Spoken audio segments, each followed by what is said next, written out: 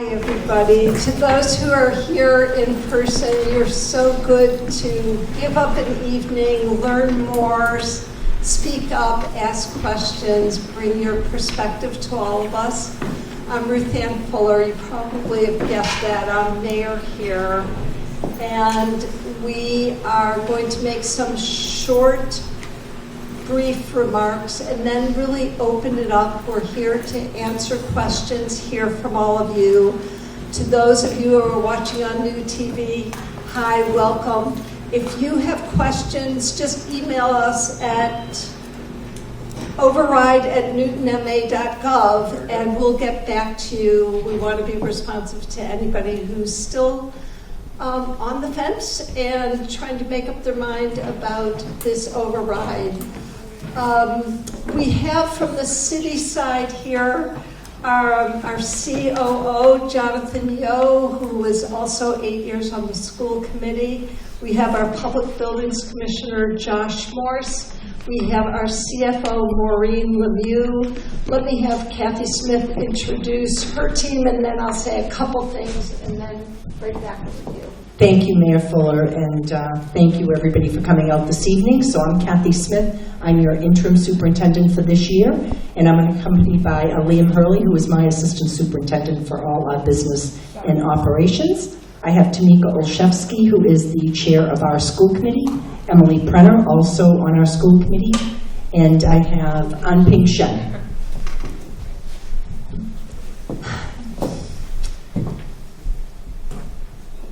We're less than a week from the final opportunity for people to vote in person. And it's been quite a journey. Please know all of this has come from a deep love in my heart for this city, for this community. The belief that this is one of the best places in the world to live. We're always trying to do better. That said, we are surrounded by caring people who we saw it in spades during the pandemic, who care deeply about their neighbors, who believe in the future of our children and their education, who want our older residents to age in place with dignity and with services, who care about the quality of life, and that means things like are our parks in good shape and our playgrounds well tended and our athletic fields playable. It means that our bumpy roads get fixed. There's a deep belief in needing to secure a future for our children and addressing today the challenges of climate change, whether that's how our buildings are heated and air conditioned or the number of trees that we have on our streets. I'm privileged to see it really firsthand, day after day after day. We have such caring and competent people who are trying to deliver for our residents daily.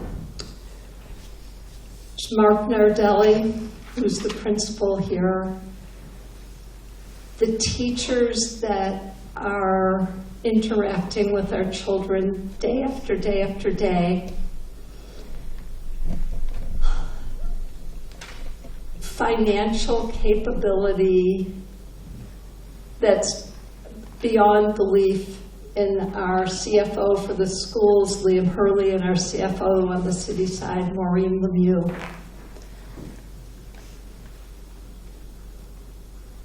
No one wants to bring forward the idea to our taxpayers that we'd like you to consider raising your taxes.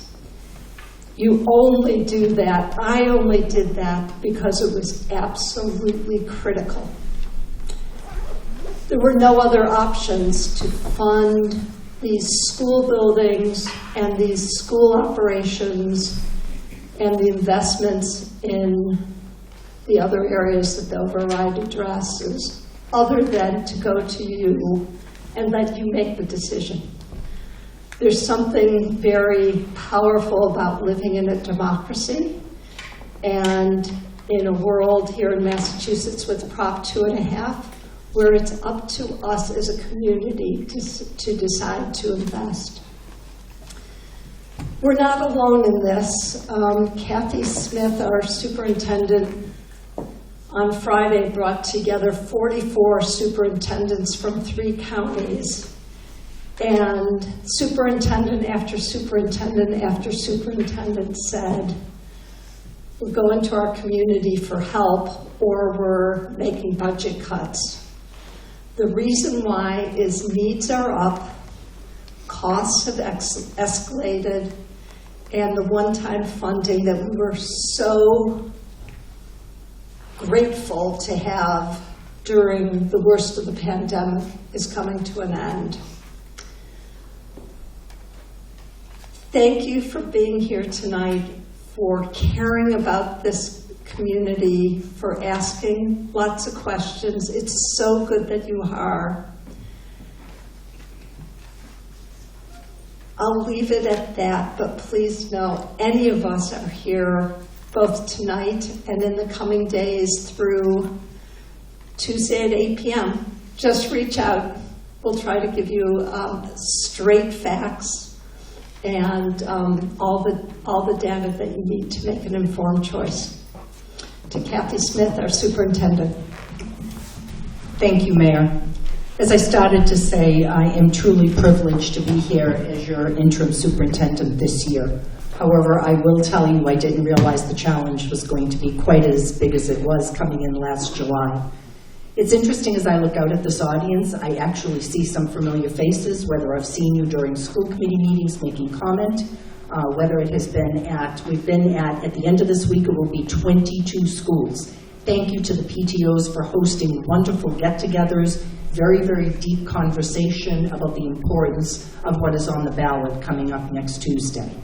The mayor has already said some of the things I would say to you.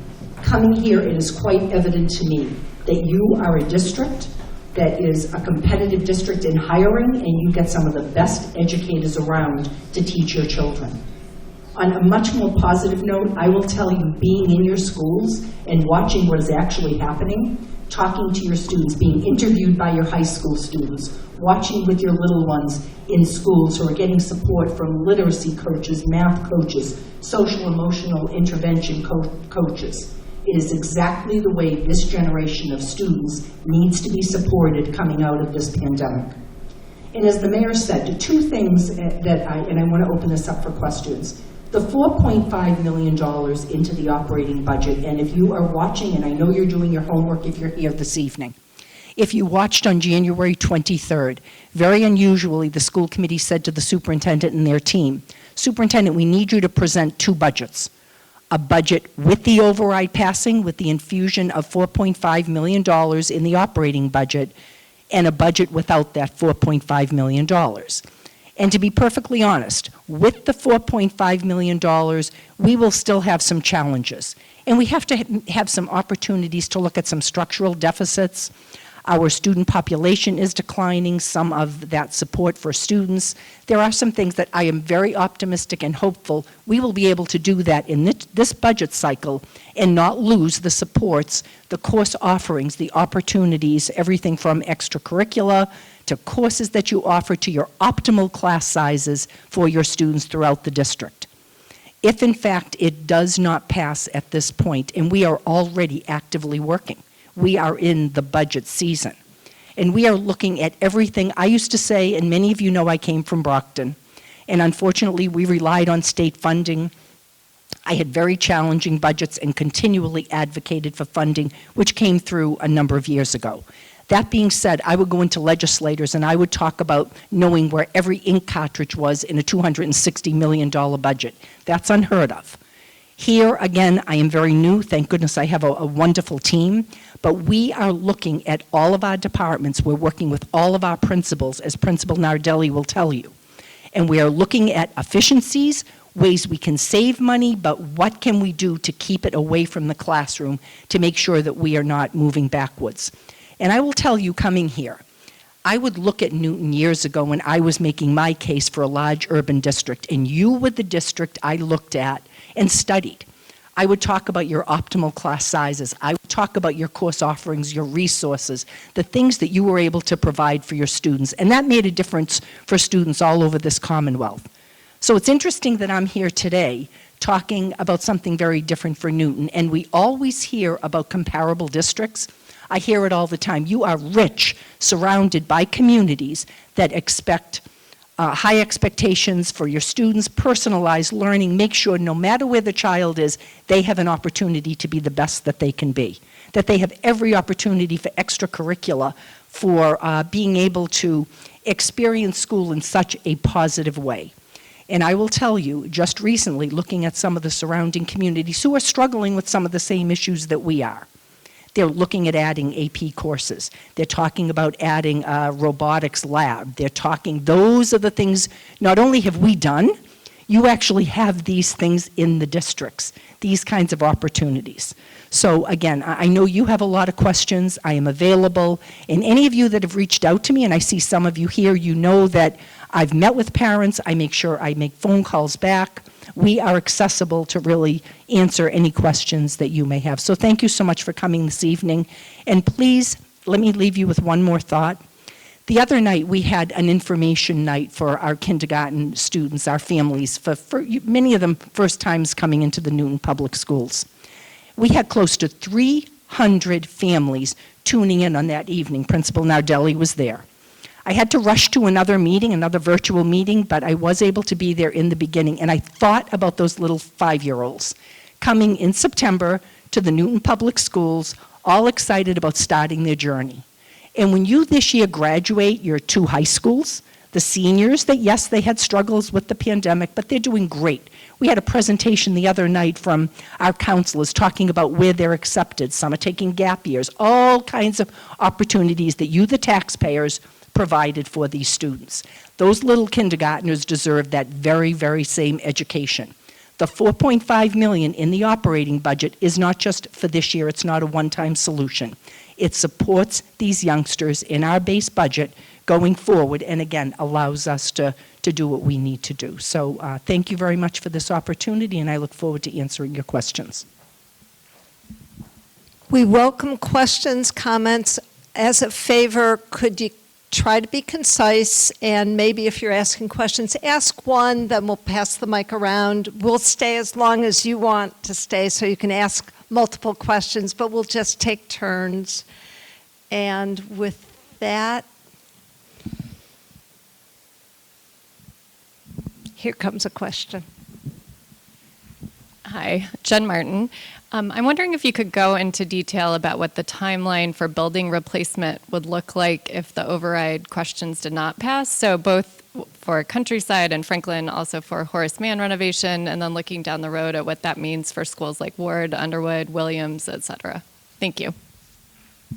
Thank you. I'll repeat the question using slightly different words. Everybody should know that there are 3 questions on the ballot that you'll receive. There's a question just about rebuilding Franklin. There's another question just about rebuilding Countryside.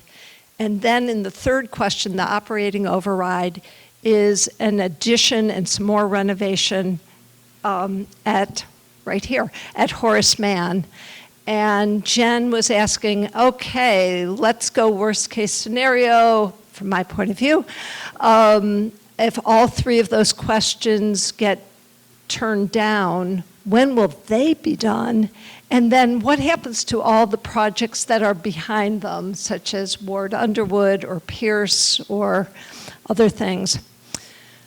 So it's not good. I know our debt capacity really well, and I know that we've got the Lincoln Elliott, new Lincoln Elliott is in the works. The funding has been approved. We have to go out and bond that. The new senior center has been approved by the city council, and we're going to have to go out and bond that. We've got some really important work to do at police headquarters. Those are the 3 huge projects that are right in front of us. And then we have continuing things. We replace a fire truck every 2 years. $1 million for a fire truck is right down. So we have continuous things like that to do. There simply isn't the debt capacity without a yes vote on these to move forward anytime soon. It's going to be years. Would we come back to the community again and say, catch your breath and we'll ask you again to move these forward? I think that's going to be the way forward. I will say, even with the yes votes, it's about 4-ish, 5. We've got finished design and then do the building so that kids won't be in these buildings for 4 or 5 years. If there's a no vote, we can't even move forward with the design. So it's years, a decade or more before any kid is going to be in that school. And then all the other projects just get pushed back. I promise you, the work needs to be done. I invite you to look at the videos of Countryside Franklin and here. Seeing is believing. These schools need work, and then all the other schools, we have to keep it moving forward. Our kids deserve it, they need it. I'm going to let Josh see if he wants to amplify. Thank you.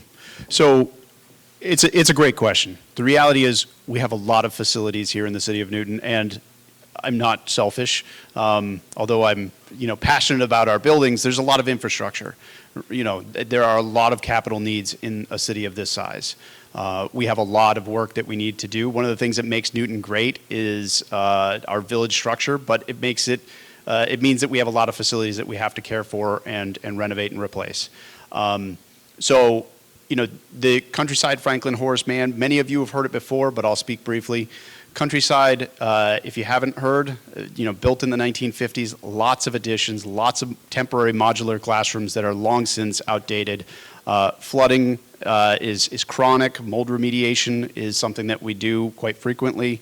The building sits 14 feet below the surface, and the surface where the building is currently sited is in the lowest portion of the site, directly adjacent to the river and the wetlands. The building is lacking 26,000-ish square feet. It's missing all of your special education spaces, student support spaces, staff support spaces. Your classrooms are too small. Your gym is one of the smallest in the district. Library, art, music are all woefully undersized. The building is inaccessible. It has a lot of challenges. It's one of the reasons that it was one of 15 selected out of 1,800 public schools in Massachusetts by the state to receive the grant. The other thing I think we would just like to remind folks is that the Massachusetts School Building Authority, MSBA, selected us for that grant program. One of the things that communities must do in order to move beyond the phase that we're currently at is to secure the local share, meaning our portion of the project budget. We anticipate the MSBA reimbursement to be $20 million, roughly, which means for a $61 million project, minus the $1.5 million from Northland, we're looking at roughly $40 million, a little less. We have to secure those funds in order to move forward with MSBA. If we do not secure those funds by roughly this spring, we will lose those funds as early as June. It is very uncommon for communities to not take advantage of these programs. When you get invited in, and I would encourage people to trust but verify, call MSBA, ask them, they'll tell you the same thing. It is very rare that communities do not successfully secure the funds to move forward. It is an incredible opportunity for Newton. I also say on all our projects that it's amazing, Countryside has an amazing opportunity to do wonderful things with open space, with passive and active recreation. We have a lot of sustainability initiatives that we're going to be doing as part of this project as well. It's a very inefficient building that they're currently in. Not to mention anybody probably, if you keep an eye on social media at all or know anybody at Countryside, what was it, just last week, maybe the week before, we had some more visitors that we had to evict. A family of skunks took up residence under the modulars. The smell was so bad that the staff thought it was burning rubber and pulled the fire alarm. So the students missed a good chunk of the day, and this is very common at Countryside because half the school is wooden modular classrooms. The fire department came, my electricians had to go search for the electric smell just to find out that it was a lovely, cute, but very smelly family of skunks. They've since been evicted to a nicer place, but those are the kinds of things we deal with at Countryside all the time. Over at Franklin, the Franklin School, built in the 1930s, additions in the 1950s, has a lot of significant challenges, some of which are very similar. I would say one of the first ones that I would point out is the inaccessibility.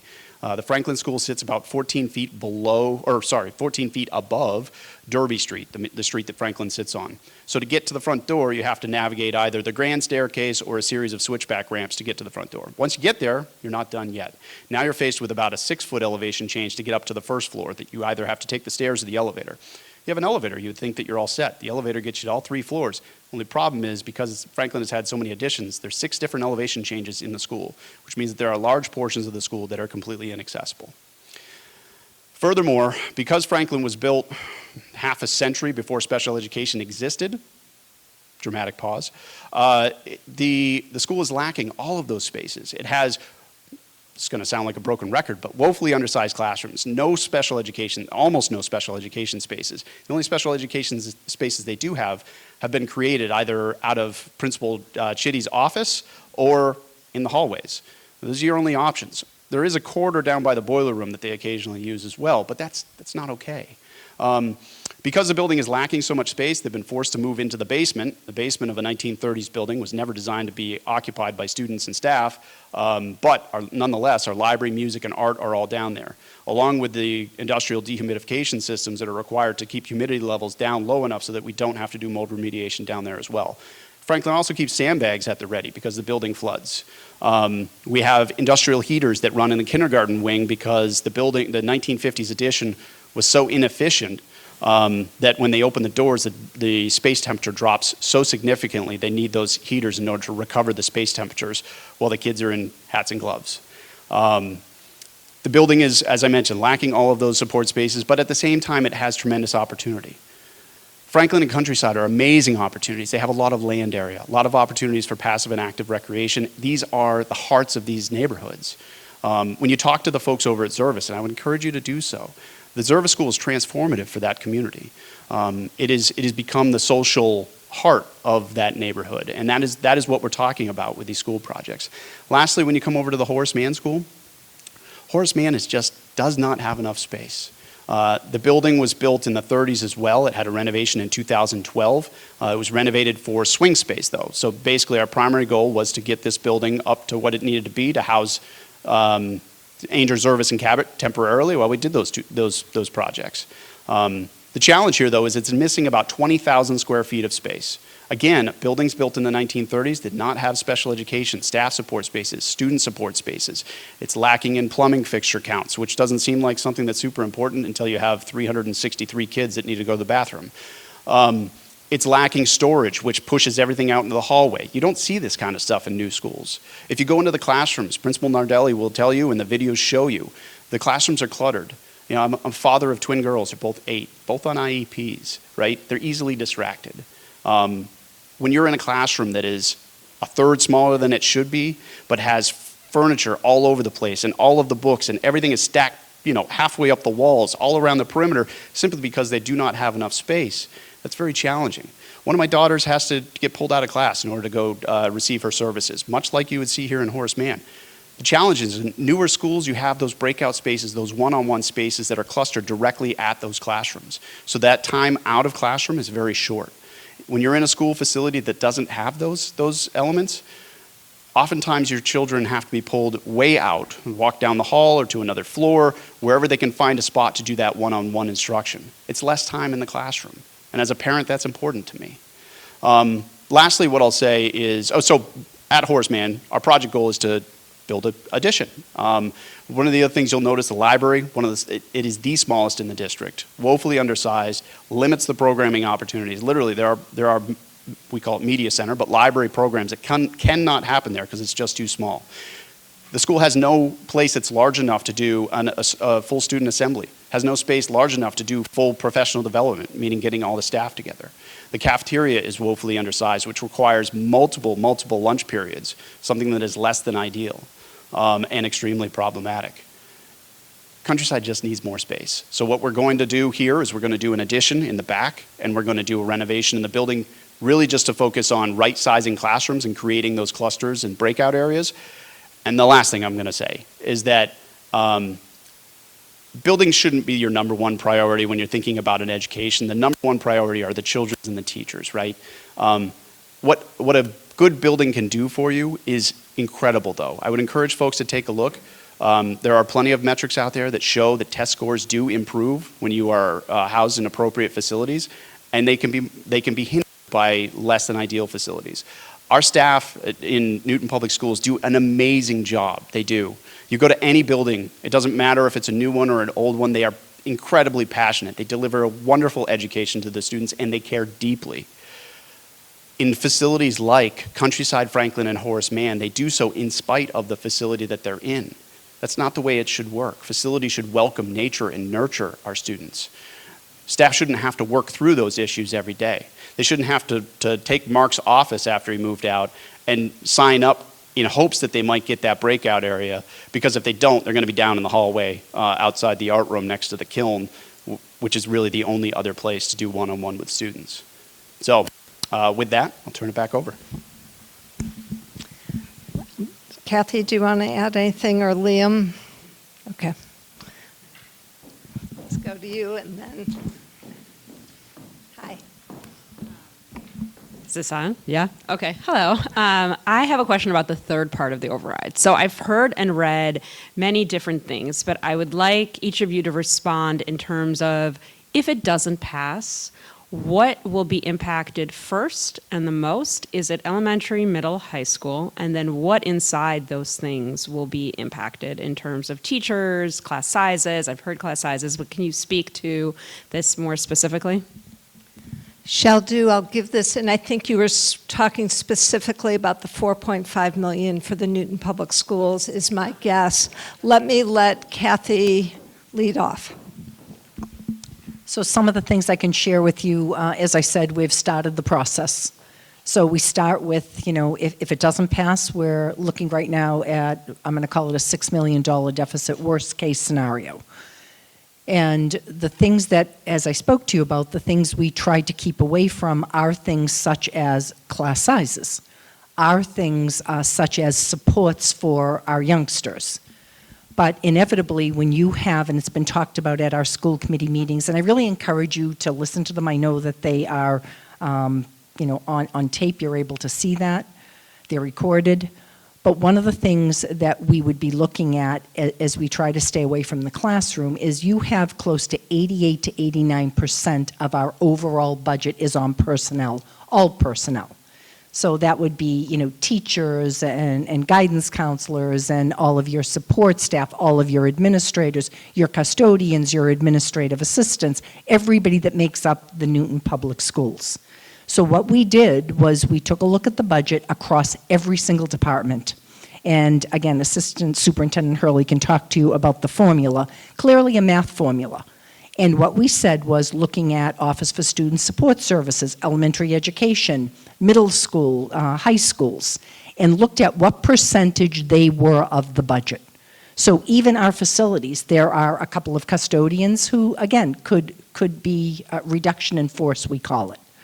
When you look at your programs, so teaching and learning offers some wonderful, when I talk about, again, Premier District Newton is, looking at some of the resources that you have for your classroom teachers, they right now would be reduced if in fact this override is not passed. We look at, I'm just trying to think of different departments, even in your area of student support services. We obviously have to meet compliance. It is important for us to provide students what we're legally obligated to do and what we know is the right thing to do for students. You have better than not caseloads in those areas. And unfortunately, if we had to make reductions, those caseloads would still meet legal requirements, but they would be higher than usual. As far as your class sizes, one thing that we do every single year, and there has been talk from as soon as I got here, that again, your birth rate is down, and it's not just Newton, it really is all over. We have had a drop in enrollment. So over the past few years, and you'll have to give me the correct figure, but 700 or 800 students, and again, this is not unusual, for here. And because of that, one of the things that we try to do is we try to look at class sizes. We want to keep them reasonable, especially with the challenges that I spoke about. So we do that right away as far as our base budget goes. If it was a good year, we would do that. But what is happening now as we look school by school is we try to stay away from kindergarten, first grade, because again, those are the starting years. You want to make sure that they have what I'm calling optimal class sizes. But grades 2 through 5, we are looking in some classes as high as 29. That does not mean every class, and that's by virtue of some of the size of your schools, and maybe on the lower end of 24 students in a class, and that is an increase. At your middle school level, you're looking at your teams, I believe they're called here. And you have teams, probably about 90 students in a team, which is so reasonable, for your students in middle school. They would go up to at least 100. And at your high school, it's obviously not in teams, but there would be larger class sizes. There might be opportunities when students are selecting courses that they would not be able to get into those courses. We looked at your extracurricular, and I don't want to stand here and tell you, when I talked about a percentage, right now we're looking at 10% across the board. That includes athletics, and you're looking at, is there, a sport that is undersubscribed? And I feel bad saying that to you, because the school committee has reminded me that for your, and I think it's your freshman sports, at first I thought, well, maybe we'll have to cut freshman sports, and I'm using this as an example. We're in the middle of the budget process. And you have JV, you have varsity, and they reminded me that for your freshman sports, it's a no-cut policy. And having been a special education teacher, a school adjustment counselor many years ago, I know how important that is for kids to make friends, for kids to have an opportunity to try out their skills, and not to be worried if they're not going to so-called make the team. So even looking at something like that across the board with your fine arts. So we're looking at a 10% cut there. This is not what we want to be doing, as I said, but we're prepared, and I would ask you to go back. We did a presentation on March 1st, last Wednesday, and we talked about, again, all of the departments, all of the areas, and we're prepared after Tuesday, if need be, to obviously be very quickly into our budget season. This is not what we want to do. If the override were to pass, I feel very strongly, as I said in the beginning, we do have some structural deficits that we need to take a look at. It's a number of areas that I think we could look for efficiencies and keep away from your class sizes, keep away from reducing some of the resources that you have, keep away from extracurricular activities for your students. So I hope that's helpful, and I hope that answers your question.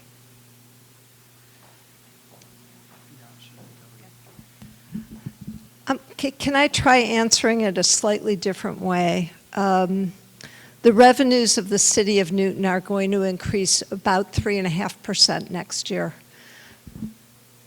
We're told Kathy Smith and Liam Hurley and our school committee members months ago, you can count on a $9 million increase in the budget for next year. I serve on the school committee. It's not enough. $9 million translates into cuts in the elementary schools, the middle schools, and the high schools in every area, front-facing teaching and learning, as well as the quieter, more invisible areas. What's happened is the needs of our children have grown exponentially. We have responded, thankfully, pre-pandemic and during the pandemic, and upped our game. Withdrawing those supports and those services and those educators right now is just so harmful to kids who need these support. the costs have escalated so much, yes, on the city side, but definitely on the school side, whether it's transportation, healthcare, technology, you name it. And we've been relying for the last 3 years, thank goodness, on all sorts of one-time funds, CARES Act, we had ESSER funds, we had ARPA funds. They're all coming to an end. So it's a perfect storm, even with fewer kids in the schools, to need more funding. That's why we're here with you today, and it will touch all our students in one way or another. Who else? I think there was somebody there, then we'll come to you. Hi. I have two questions. I have two questions. Why wasn't this school done over the right way? And my second question is, in the early 90s, we had the funding for Countryside.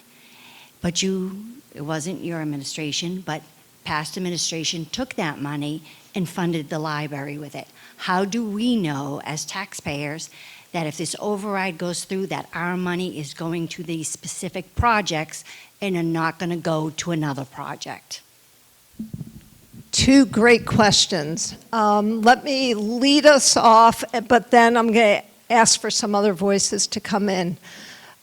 Question one was, so you did some work here at Horace Mann a number of years ago. Why didn't you do everything at that point? And then question two is, your memory, it's before I was involved, but I'm going to go with it, that funding had been set aside for Countryside in the 90s, but instead got used for the library. Is that going to happen again if we get yes votes? Do you promise to do what we said? Question one, and I'll probably bring Josh's voice in.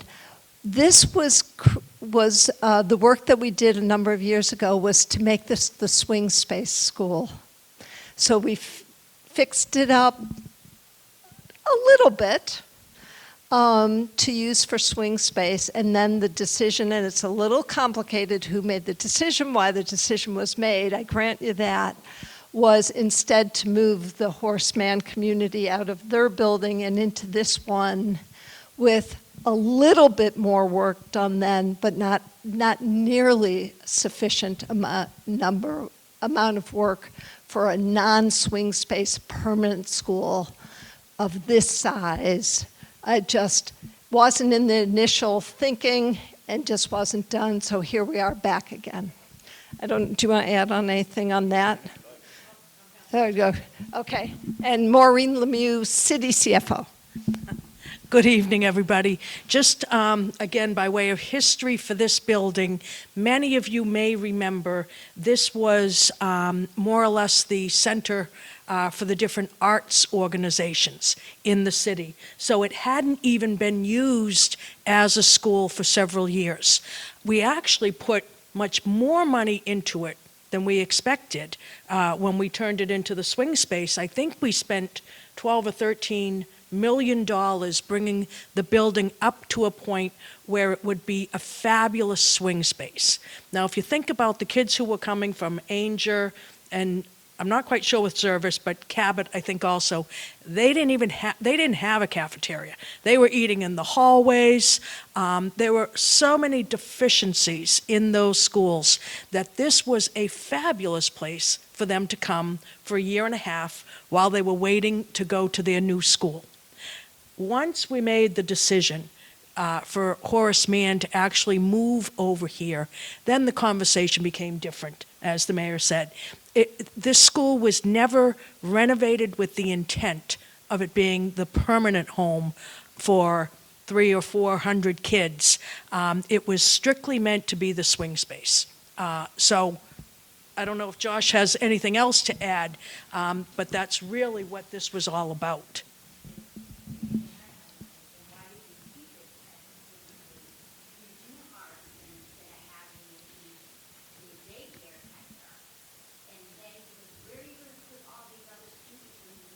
I got it. Hang tight. Let us do these, and then we'll circle back and we'll try to answer that question. Because Actually, my answer was going to cover that, but I will repeat it. So the follow-up question was, why didn't we just leave Horace Mann at 687 Watertown Street, renovate that building, leave them there, and use this building for swing space?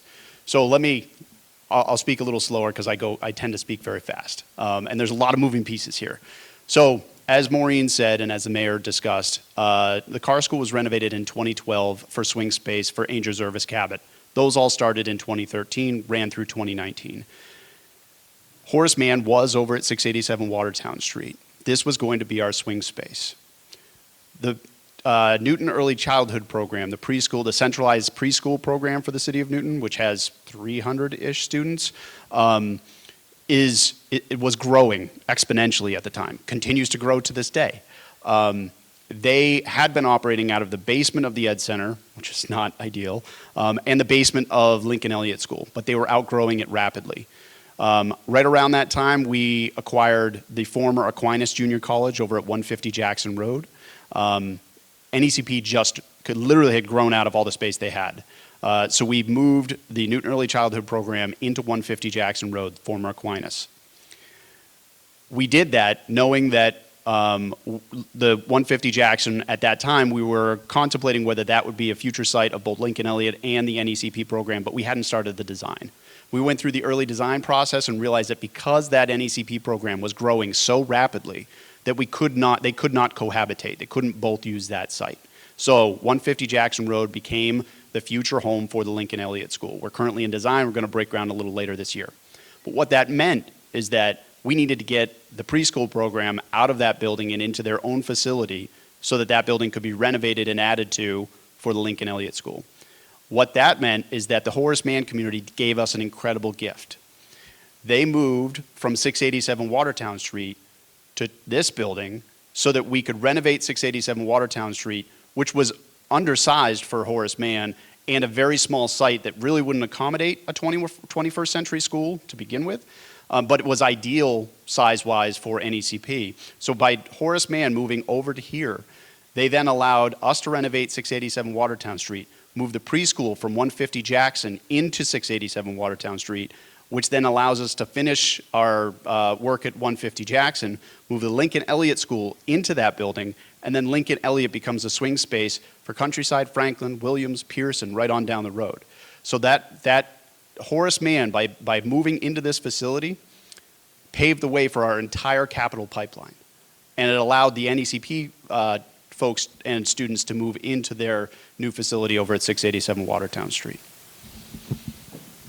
I'll also add, I was on the city council, I wasn't mayor when these decisions were made. I think it was not done in an inclusive way with educators, with parents. I think lots of lessons learned, would not want to repeat that decision-making process. And I certainly am trying to do better as we make decisions along the way. So the other, and Liam's going to add one more thing before we go to your second question. Thank you. Hi, Liam Hurley. I actually was part of this process here, and at the time, this was a real challenge for us. And at the time, and we were in this facility a couple of years ago. This place was packed, and the anger was real. And at that time, we apologized, and I apologize again. The planning for the move from 687 to this building was not what we needed to do. The feeling at the time was it was a better building. Again, there was more of a visceral kind of a look feel, but it was not the process that we do on all other projects, and we made a mistake. And for that, I apologize. There was a series of actions before that led to that, and that is why we're in this situation right now. So again, I'm putting it out there publicly. We said it back then. We apologize for that. It was a mistake, and we're now paying for that. We did not go through the planning process and looking space by space, classroom by classroom, the special education spaces that Josh talked about, the size of the cafeterias, and that's the goal of this override. So we want to get that. I want to get that and rectify that. So I hope that helps, but the planning really was not there. I think that the mayor alluded to, and just the idea that it is better than the old building, it doesn't cut it.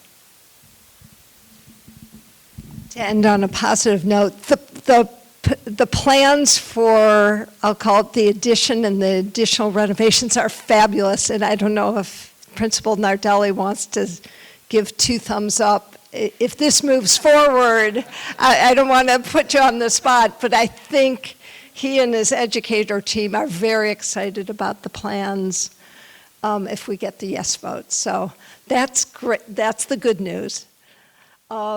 The second question is, so can we trust you? Are you going to actually do what, if people vote yes, is what you're going to see? I'll answer it in a couple of ways.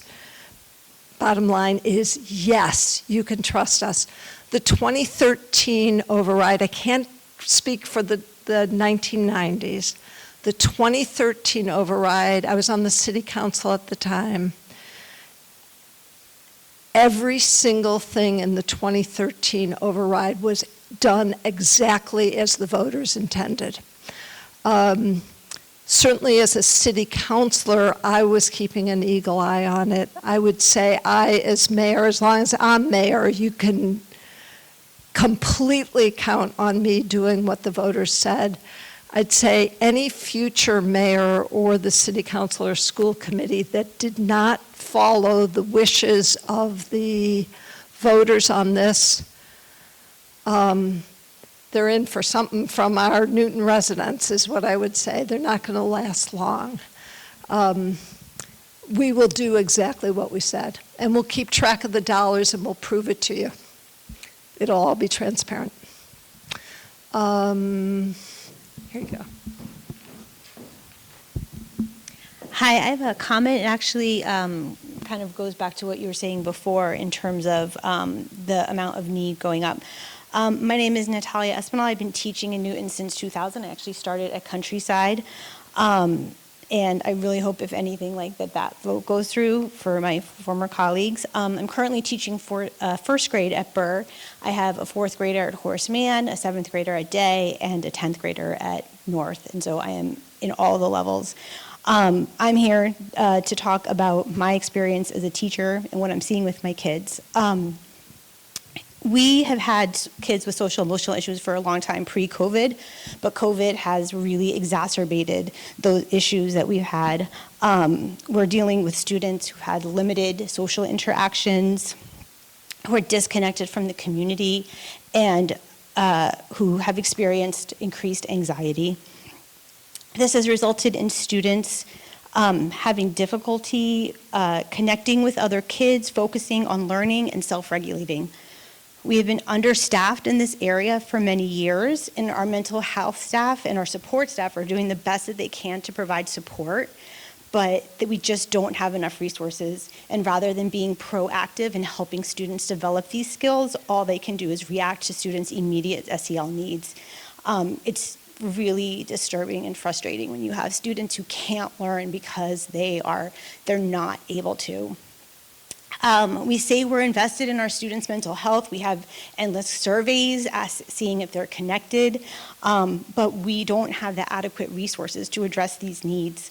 We need to start treating our social and emotional needs the way we treat our math and reading difficulties. If students are reading below grade level, we throw every kind of intervention at them, and we need to do the same because we know that students who are not feeling connected, who are not feeling safe, and who are not able to access the curriculum are not going to learn. If we don't fund this, our students are going to continue to struggle socially and emotionally, and they're not going to be able to take advantage of all of the opportunities. I have kids in middle school and high school, and I see all of the things that they have. I wish I went to high school at North. Like, my high school is terrible compared. I want to take every class, but they're not able to access that if we don't get a handle on the social and emotional needs of our kids. Beautifully said. I don't know if Kathy, if you want to add on to it in any way. We agree. The one thing that I will tell you, and I thank you for the job that you're doing. I know it's a challenge each and every day. I will tell you this. I have been watching in the classes when I'm out there, and we are really fortunate because it's amazing to me as a superintendent that when I started in September, I know a lot of my neighboring colleagues were struggling to have teachers in classes, making sure when you're talking about school psychologists, school adjustment counselors, guidance counselors, there was a struggle because of what we're dealing with as a society right now coming off of the pandemic. So although we could use so much more, what we have in place, it is so important that we retain these staff, that we support them in every way that we can, so our teachers can do the job of teaching. I'm sure if I ask about the children in your classroom, having an optimal class size allows you to do personalized learning, to make sure that you're paying attention to every one of their needs. Also, if there is a student dysregulated, we have social and emotional support interventionists, coaches that come in and support the classroom teacher, support the child so that they're regulated and back in that classroom as quickly as possible. So again, thank you, and really that was what I was trying to share in the beginning, that it does take everybody working together, and the last thing we need to do at this point is to be reducing our staff. Other questions? Hi, you and then you. I have a lot to say. If you could be a little succinct. Okay, my name is Mary, and I understand and agree with all the needs for the kids. And in fact, the picture across the top of the program or whatever, there were no seniors in it. Does anybody live in Newton besides kids? Let me start with there. I love this question. The question was, is this all about kids and only about kids? So thank you for asking the question. So our largest demographic and our fastest growing demographic are older residents. Yep. And this is the first time in Newton's history that in the override is funding to expand programs and services for our senior residents. That's in the operating override, as it should be. Right now, it will, what's the percent increase? It'll be something like a 60% increase in the senior budget if this override passes. I'm very excited that the community has supported rebuilding the senior center. It's a former branch library, never designed for seniors. Thankfully, a new building designed for our older residents will be going up. It will also be open to people of all ages. Seniors will have first dibs on the programming in there, but it'll be a wonderful space right in Newtonville. But we're going to want to staff it 7 days a week from first thing in the morning to the end of the day. And you're right that not just our children, but our seniors deserve programs and services here in this city. And we're all there. So the question is, you're feeling really ignored. I promise you, it was when I was on my first inauguration day, I said, we're building a new senior center. Took work to get everybody to believe that and to find just the right site. It's coming. It's the first time Newton has ever built a senior center. So it's coming, and I hope that it will be filled with all sorts of programs and services for you and your colleagues. Thank you, everyone, as well, for hosting this. The override, on the override side, it says that this override will support academic excellence. What is the specific metric, quantitative metric, that you are going to ascribe to say, okay, if you're going to charge the average parent in here $375, because that's what the override is for a $1.5 million house, what is the quantitative metric that you are committing to on academic excellence? Is it a PISA score? Is it a ranking? What a great question. So how do you judge whether we have academic excellence, and what standard are we holding ourselves up to? Thank you, Mayor.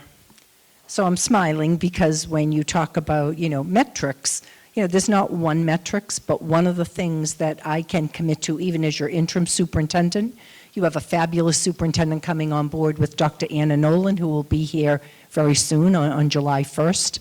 And we have been working this year, certainly with our system-wide goals, talking, and if you've been watching our school committee meetings, every meeting we try to put forward, some of the programs, opportunities, and we're showing measures. But besides that, when I came on board, the school committee said to me as an interim, one of the things we would like you to do is have goals, interim superintendent. You're only here for a short time. So here is the commitment. When you talk about academic excellence and what you are measuring, a couple of things are happening. Just last week, I had a team with my central staff. We had visitors coming from a number of other districts. If you listen to Dr. Anna Nolan's interview, she actually spoke about this, is looking at what your expectation is with a profile of a graduate in your district. So what are the expectations? What are you measuring from the time they're a little kindergartner and they actually have standards they have to meet? They're tough standards, all the way through when you're graduating your seniors in high school. We also are looking at a program called Challenge Success, because the one things we want for our children is we want them to achieve at whatever level that they can achieve at. But when you talk about Challenge Success, we have to look at what we're expecting of our kids also. Making sure that we're doing reasonable things when our children are taking testing. Do they have a period almost as they get a little older, like college students? Is there a time for studying, a time for reasonable expectations for assignments? The other thing that we're doing is something called the Newton Annual Report. I will tell you, I've started to focus on this with my team. A lot of our time has been taken up with budget, with trying to share information with the community, but we're deep at work with school committee looking at what we're measuring. So hopefully by the time June comes along, and certainly Dr. Anna Nolan and her team, when she comes in, you will see her out in the community. She will be doing what she's calling entry planning, meeting with parents, meeting with stakeholders all over the district to talk about what your expectations are. Are the system-wide goals the goals that you expect, for your children in the next 10 years? So this is an exciting time in the Newton Public Schools, so I'm hoping to kickstart some of all of the data that we can possibly put in this annual report, and I believe it's something that will really be able to grow over time. Sorry, just to call this out, that was a very long-winded way of not being specific around like a metric that we are looking for. You're going to charge everyone through taxes a substantial amount of money and have made no commitment to academic excellence and what that number is that you are shooting for. And I would strongly encourage the mayor, and I realize, Kathleen, that you're outgoing, that the next superintendent be very precise around that and publish the metric on the homepage of Newton. Because look, frankly, 2 in 3 parents believe that Newton Public Schools is not fiscally responsible. Thank you for that.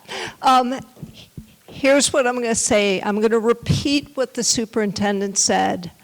There will never be one metric that describes academic excellence. I also want you to talk to the person across the table from you before you leave tonight.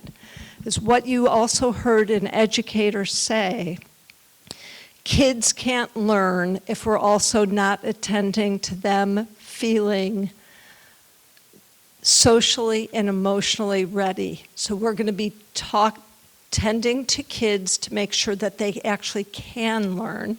The two of you really need to talk, because you can't get to academic excellence unless we are also doing that. So you got it. And I'll also say there will be lots of metrics and what we will be aiming for. And I look forward to doing that with Kathleen Smith this spring, and then with Anna Nolan, and Tamika Olszewski, our chair of the school committee, will add on. Thanks, Mayor Fuller. I just want to quickly point out and reiterate something that's already been said, both by Dr. Kathy Smith and by Mayor Fuller. There is no one metric to define academic excellence or success for our students. And in fact, we've heard so much lately about the need to have a broader definition of excellence. Henry Turner at Newton North, the high school counselors at our school committee meeting last week, a meeting a couple weeks ago where the topic of the conversation was excellence and equity and how those two things intersect. There's been so much work done recently to build up and push out information that in fact counters this narrative that the Newton Public Schools isn't academically excellent. But that narrative is built on an assumption that you only look at a very tiny window of excellence. You look at things like AP scores. You look at things like 8th grade honor or 8th grade math classes. I challenge you, and I think our educators in this district are challenging all of us to view excellence the way that our kids view excellence.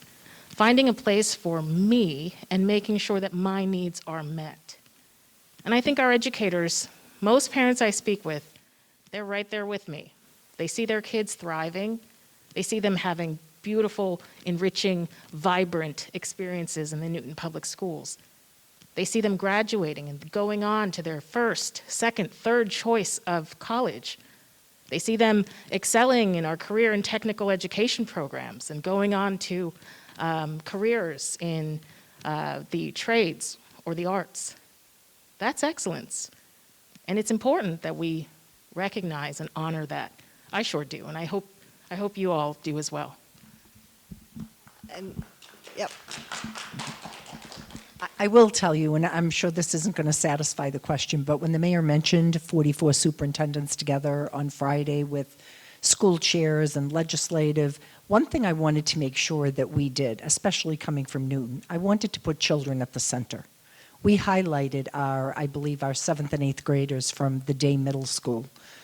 We had decorations on the tables made by our 3rd graders. We had artwork on fig Newtons that were done by our children around the district. I have to tell you, today I actually had a meeting with these superintendents as a follow-up, and superintendents don't pat each other on the, we all have students, they all do great things, but when I tell you, they said to me, oh my goodness, we could not believe that those children were performing at such a high level.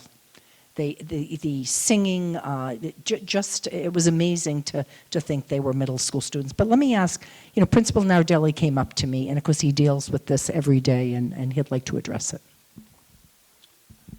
So again, Tamika, I agree with everything you said, and there's lots of ways to measure success. And I know you've been asking sort of about inputs versus outputs.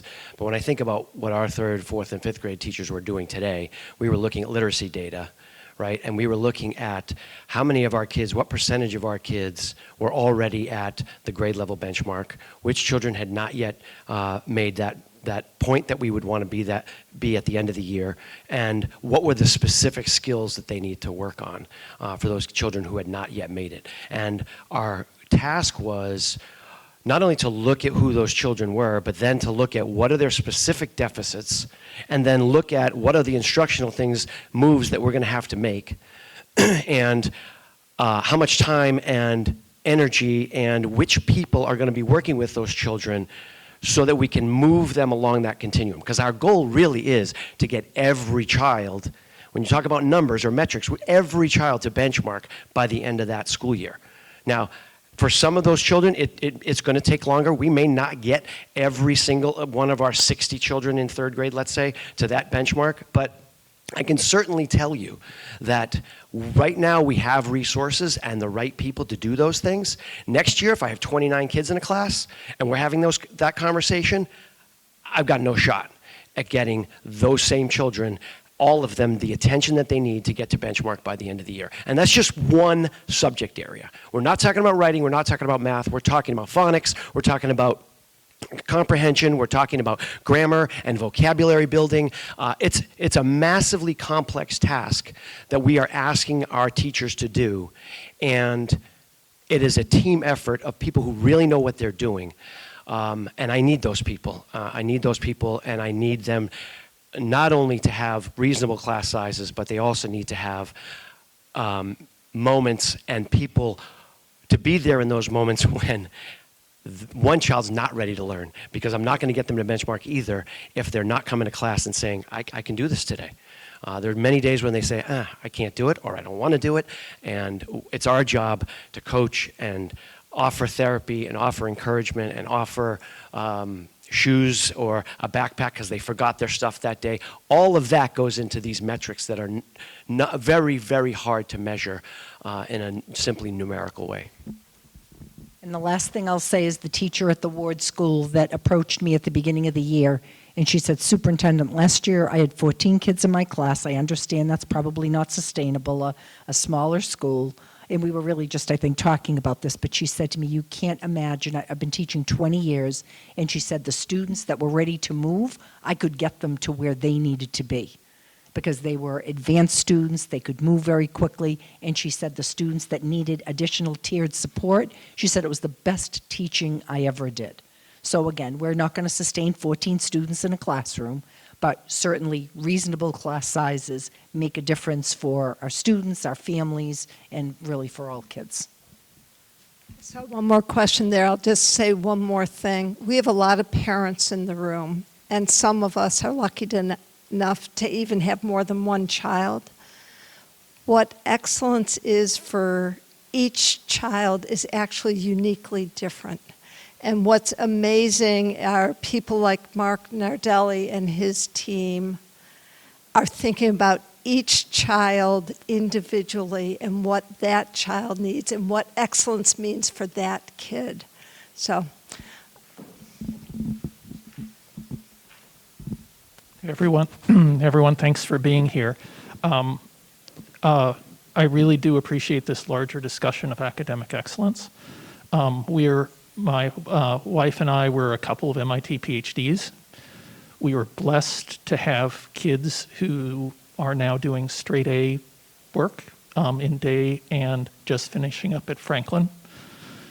And maybe in the before times, before the pandemic, our focus would have been very much maybe the way I grew up, which is how are they going to get great grades or figure out the things they want to do. And then they had trouble when we were separated, when we were apart, when we were remote learning, when we were doing hybrid. And they had very different challenges, the two of them. And all of a sudden, whether they were getting A's or not was not the question. It was just like whether they're going to be socially able to do their best, do what we knew they were capable of. And that's where Newton schools were there for them. And I think a lot of people don't know that. And I think some of the costs that are involved is because people don't understand how important that is. Because, look, we're surrounded by people of my kind of background, our kind of background. We're high flyers, and we have high expectations for our families. And that's all fine until we hit a stumble in the road that we weren't anticipating. And whether that is learning, a challenge with another classmate or horrible shyness because they didn't get their transition to middle school. And I know in the override, I've learned a little bit more about what's happening, and maybe we could talk a little bit, maybe the principal, about some of those forgotten things about what's actually happening. Like my teachers said, 16 professionals deal with every kid. And that's got to be expensive. But it floated us when I didn't know what else to do. There was no option to find professional help otherwise. Everyone was looking for that. And so I think maybe that excellence is really what you were talking about, giving everyone the opportunity to get there. But right now, that's really hard for people. And so, I hope we can embrace that for the intellectuals that we have, but that we have professionals that are really helping people get through all these challenges they have. Could you maybe, and I know, Mary, you also started that even before this with full day kindergarten, which was the biggest pain for working parents. And I know you had mentioned at some point, but it hasn't really come up, that was an expense that kind of wasn't charted. So I don't know if there are any other examples you could talk. People wonder, where's all this money going? And I've heard a little bit more about it, but you know a little bit more, and so whether it's educators, maybe we can just fill that in. I think it's really helpful to people because they just think it's whatever, $280 million. This is just, a couple million. What does it matter? I'll throw in a couple things I'm sure Liam or Kathy might add on. Yes, I took the first oath of office as mayor January 1st, 2018. I remember saying, we are going to have full-day kindergarten here in Newton. It's still astonishing to me that we were one of the few communities still with half-day. And David Fleischman and the team of educators at the elementary schools working with the union and their teachers figured out how to do it really well. And it's a model with small classrooms and usually two adults in the classroom working with these little ones when they're first entering school. And you're darn tootin', it cost money, and we put that money forward. It just added to the costs at Newton Public Schools, and every dollar is well worth it. I also think of the amazing thing that happened during the pandemic. Pre-pandemic, only 9th through 12th graders had laptops or Chromebooks. Now every kid, 2nd grade through 12th grade, has their own device, and only I think it's the kindergartens and 1st graders are sharing them. Just think of the additional cost that entailed.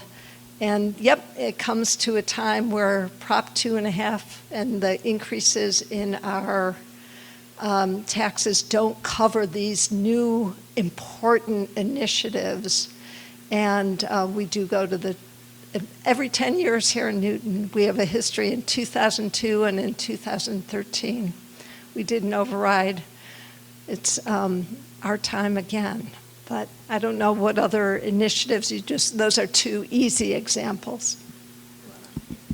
Thank you. I would just mention just the commitment to some of our students for special education. We have invested heavily in Newton. We have opened up, we have various programs.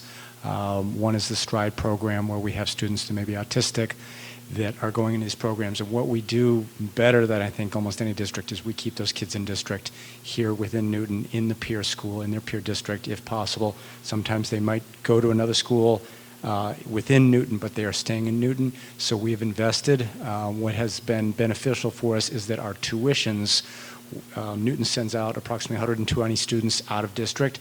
We have kept our gross tuition costs in this $12 to $13 million range, and that actually is one of the big budget drivers that we've been talking about for next year. Then again, I know we're going to be in that into you, but this 14% increase for that. So next year, that 14% increase is real for us. That would be about a $1.8 million increase in our budget. But that's, I think, that commitment, again, talking about all students, that commitment to all students. I think also our commitment to our NECP, not just the building, but for our youngest students, having an integrated preschool and the rich in-depth programming and staffing that we've got there, making sure we know the investment in those kids is going to be, really pay dividends for their entire life. So those would be two other areas. Some of the others, Toby and I are not here, but there are other commitments that we have made over the last number of years. But I think as Kathy talked about, we've already made those commitments a long time ago, and it's now just really kind of supporting those and keeping those going. I think I am tempted to call it an evening, but anybody who still has questions will stay behind, and please come forward if you have individual questions. I'm very grateful to all of you for carving out the time to be here. Please send us future questions, override@newtonma.gov. We'll get right back to you. Thank you all for being informed voters.